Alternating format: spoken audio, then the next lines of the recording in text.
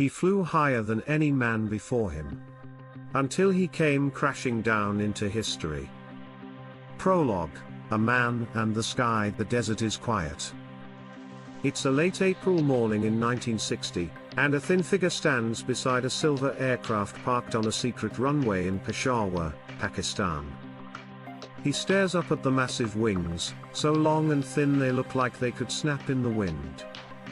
His name is Francis Gary Powers, and today, he's about to fly into history, or disaster. As engineers strap in high-altitude gear, he checks his pressure suit one last time. He's done this before. 27 times, to be exact. But this one feels different. This time, he'll fly deep into Soviet airspace, farther than any U-2 pilot has ever dared. This is not a mission of war.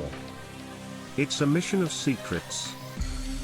Clapperboard emoji, Scene 1, the man behind the mission. Francis Gary Powers was not a reckless man. Born in Wise County, Virginia, in 1929, he was raised with Southern discipline and quiet patriotism. After earning a degree in aeronautical science, he joined the Air Force, flying the infamous F-84 Thunderjet during the Korean War. He was a sharp pilot, cool under pressure, precise in execution. In 1956, when the CIA came looking for pilots for a special civilian project, Powers was selected without hesitation. That project was called Project Aquatone, and it involved a machine that didn't exist publicly yet, the Lockheed U-2, an aircraft so advanced it could fly above 70,000 feet, supposedly out of reach of Soviet missiles and fighters. But there was a catch. If caught, the US would deny everything. No rescue. No recognition. No flag on your uniform. Scene 2, the bird that flew too high. The U-2 was a marvel of Cold War technology. Designed by Lockheed's genius Kelly Johnson, it had a wingspan of 103 feet, and could photograph a license plate from 14 miles above Earth. It was America's eye in the sky. And it was illegal. Flying over Soviet airspace was a violation of international law, and a direct provocation. But the data it gathered was priceless: missile installations, nuclear silos, air bases. The US needed it to stay ahead. Each U-2 pilot flew alone, for hours at a time, in a tiny cockpit at the edge of Earth's atmosphere, where the stars could be seen at noon, and the slightest mistake meant death. Powers flew his missions with a strange mix of calm fearlessness and growing doubt. He wasn't sure if the risks were worth it anymore. But orders were orders. Scene 3, May 1, 1960, the mission. The target, a cross-country surveillance from Pakistan to Norway, flying directly over the Soviet Union. It was risky. Khrushchev had already issued threats. The Soviets were tracking every anomaly in their skies. 6:26 a.m., Powers lifts off from Peshawar. 7:45 a.m., he crosses the Soviet border. He passes over Chelyabinsk, then Sverdlovsk. He clicks the camera switches, rolls the aircraft slightly to frame industrial complexes, missile bases, and nuclear facilities. 9 a.m., on the ground, the Soviets scramble. They launch SA-2 guideline surface-to-air missiles. 3 missiles rise, high and fast, twisting through the thin air. Powers doesn't know it yet, but one of them is locked onto him. He feels the shockwave before the instruments react. The aircraft shudders. Something's wrong. In an instant, the U-2 breaks apart in the sky. He fights for control, but it's gone. The cockpit is spinning. His helmet slams into the canopy. He reaches for the self-destruct switch, but it's too late. He ejects. Scene 4, Capture. Powers drifts down slowly, parachute dragging behind him. Below, Soviet farmers gather in shock. A burning trail marks the wreckage. Smoke curls into the grey sky. He lands roughly, injuring his shoulder. Before he can even remove his helmet, Soviet militia surround him.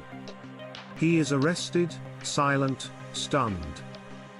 His survival kit is confiscated, fake coins containing microfilm, maps, CIA-issued poison capsule, the proof they need. The pilot who was supposed to vanish without a trace has now become a public spectacle. Scene 5, the CIA's lie and the Soviet reveal back in the US, panic. The CIA believes Powers is dead. They inform Eisenhower, the pilot likely didn't survive.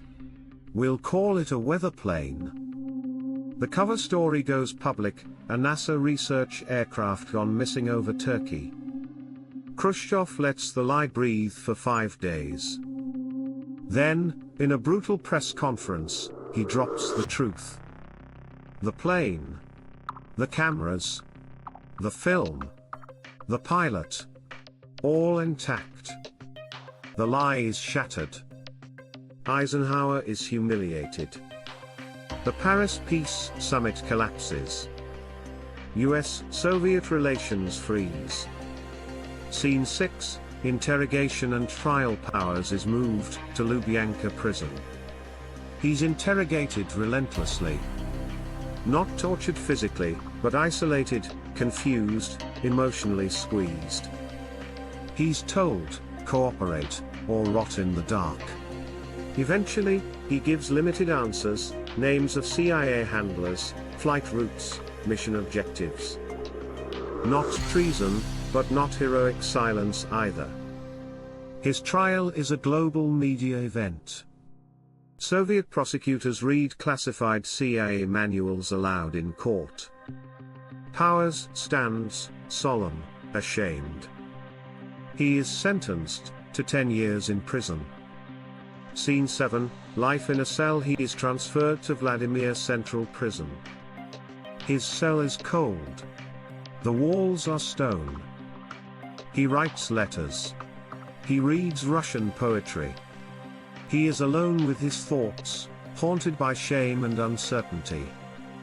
In America, he is branded a failure. He didn't destroy the plane. He didn't use the poison. He didn't keep silent. Some say he broke under pressure. Others argue he did his best. But far away, a man remembers him, James B. Donovan, the lawyer who once defended a silent Soviet spy. And that man is about to re-enter the story.